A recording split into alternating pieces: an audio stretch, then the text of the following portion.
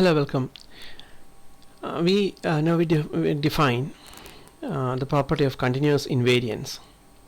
A property preserved by continuous functions in the case of topological spaces is called a continuous invariant property.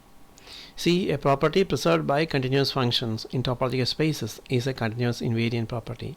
So we have seen that in a previous video, in our previous discussion, we have seen that if X is a topological space and F is a continuous function defined from X to the second space Y, X onto the second space Y. Moreover, if X is continuous, if X is connected. See, if X is a connected topological space, and then Y must also be connected. So what was the result? The statement of the result is, if X is a connected topological space and F is a continuous function defined from X onto the second space Y, onto the space Y, then the space Y must also be a connected space. That means the property of connectedness is a continuous invariant property. So we have the result. We can show that the connectedness is a continuous invariant property, or connectedness is transferred by connectedness of a topological space is transferred by the continuous functions to its image space. That way also we can state that. So in order to prove this statement, we can recreate all the steps of the proof of the theorem 5.11, and that's enough to complete the proof of this statement. So we can now move to define connectedness of subspaces. We can discuss the connectedness of subspaces.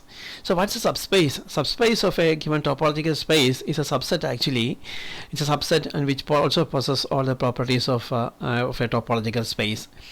So a subspace of a topological space is a subset of the topological space X. Suppose Y is a subset of the topological space X, and then it can be called a subspace if Y also has a topology which is induced by the topology, or which is provided by, which is given by the topology of the given original space X. Now we can consider a result. That result tells us about the connectedness or disconnectedness of a subspace of a given topological space. So let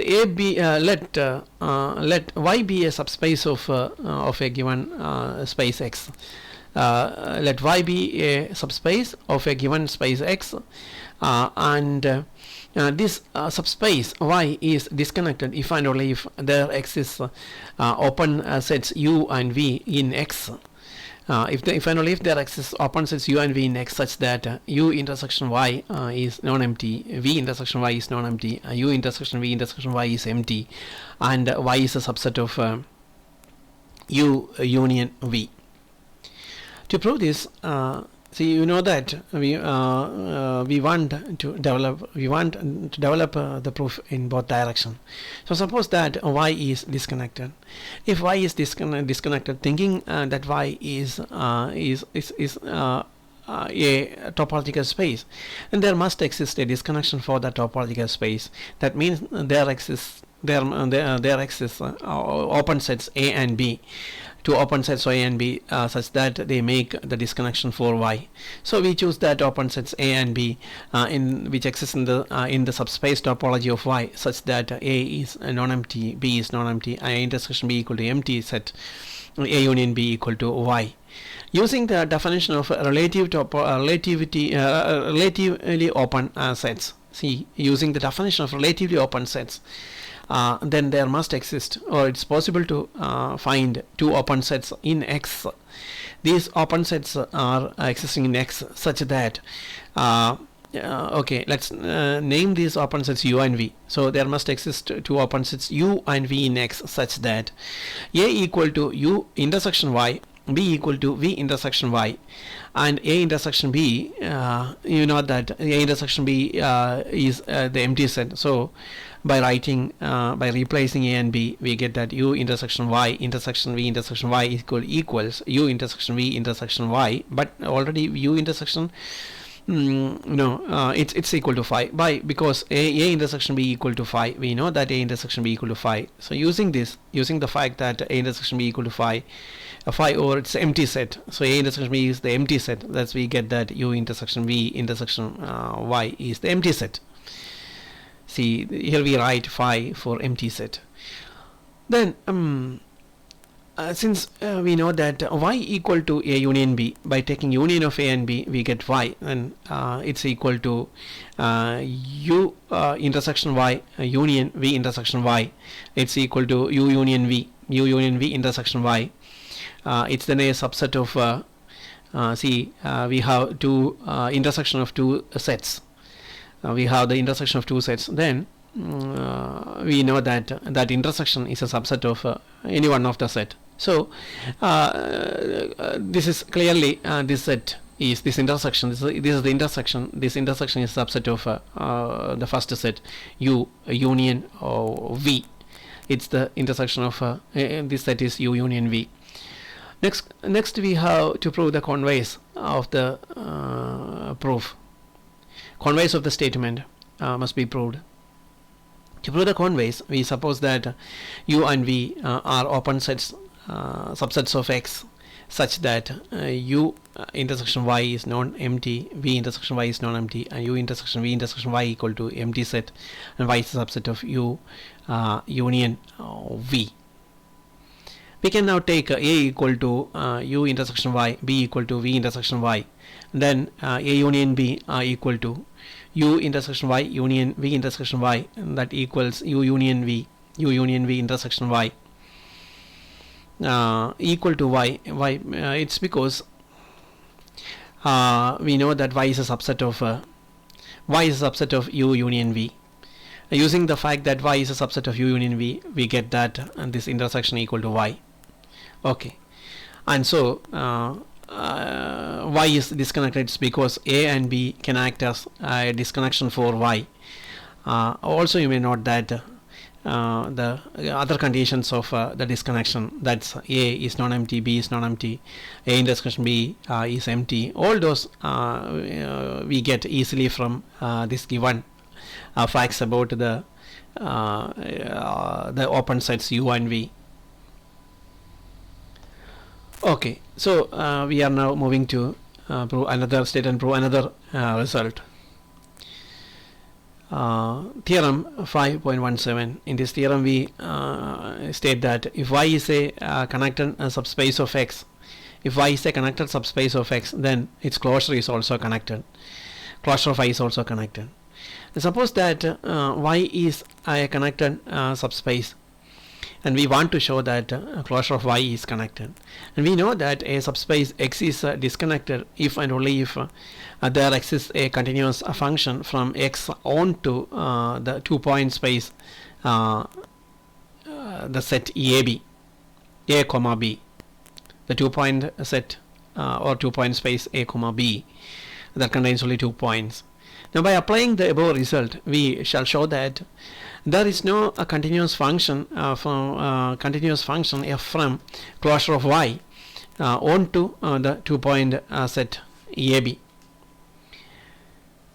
We just assume that there exists a function f from the closure of Y, from the space closure of Y to the 2-point set A comma B.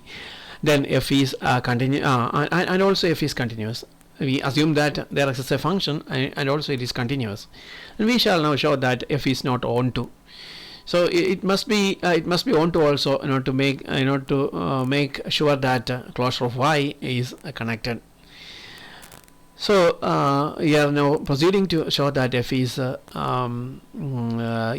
onto. If f is not onto, that means it will be then mapped to f maps closure of Y to either A or to B, any one of the value at a time, only it is then mapped to, or the image will be image of the function, image of the set, image of the space closure of y under the function f will be either a or b, not both. At the same time, both values cannot be become the image of that function. So that's the thing we want to show. That means f is not onto. Consider the intersection of f onto f to y. See, there is a restriction. We consider.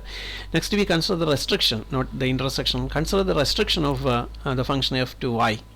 That restriction can be, restriction means we are considering the function, the action of function only to the subspace y. Or here we consider only the elements in the subset y. For obtaining the images. So that restriction can be written as f given y. So f restriction y, f bar y. Okay, this restriction is not onto. We know that this restriction is not onto, or it cannot be onto, because onto the 2-point space AB. Why? It's because it's because the subspace y is connected. Since y is connected, the restriction f is f which is defined, f given y, which is defined on y, cannot be an onto function. So that means f given y, which is defined on y, will be either set A. The image value will be either set A or set B. So for convenience, let's choose A as the image. So this is a single it's a single connected component. It's because set AB contains two separated things, two components. Set AB contains 2 points A and B, so it's actually disconnected. Using the established fact, that the function f, which is defined from x to y, is continuous.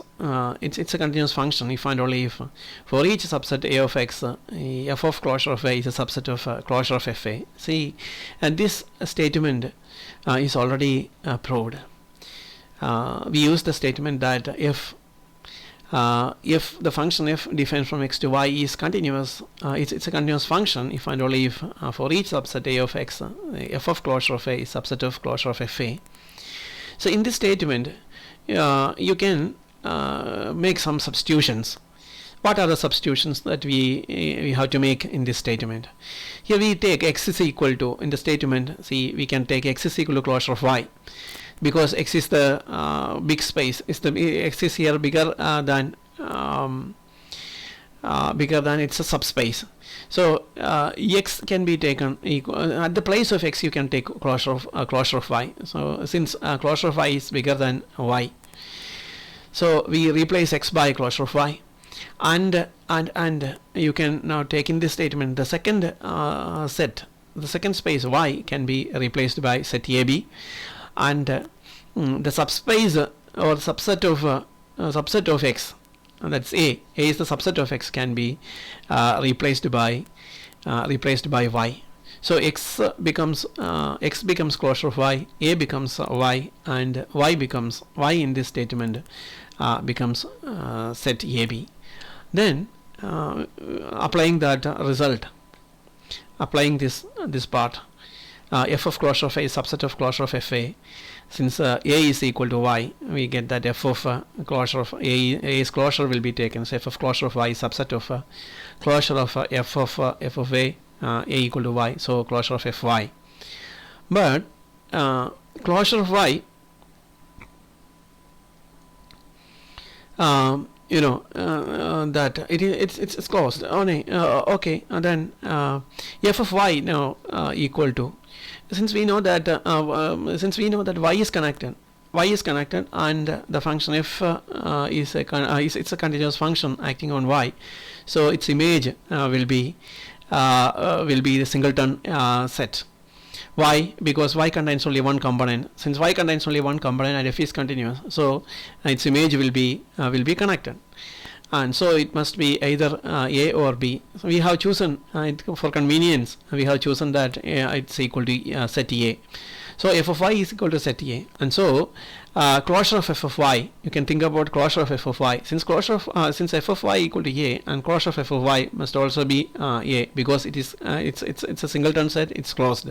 So closure set A is closed, therefore its closure is the same as set A. Closure of that set and the set are same. So we get that closure of f of y equal to set A, and therefore f of closure of y, we get that it's equal to set A, and thus f from the function f, which is defined from closure of y to set AB, is not onto y. It's because f of closure of y, we see that the image of closure of y under the function f, that's f of closure of y equal to set A, clearly the function f is not onto. Since it is not onto, we get that closure of y, the space closure of y can contain only one component, or it cannot be disconnected. If it is disconnected, if closure of y is disconnected, then it must contain more than one component, and then this is not the situation. Okay, and thus we get the we reach the end of the proof. Okay, thank you once again.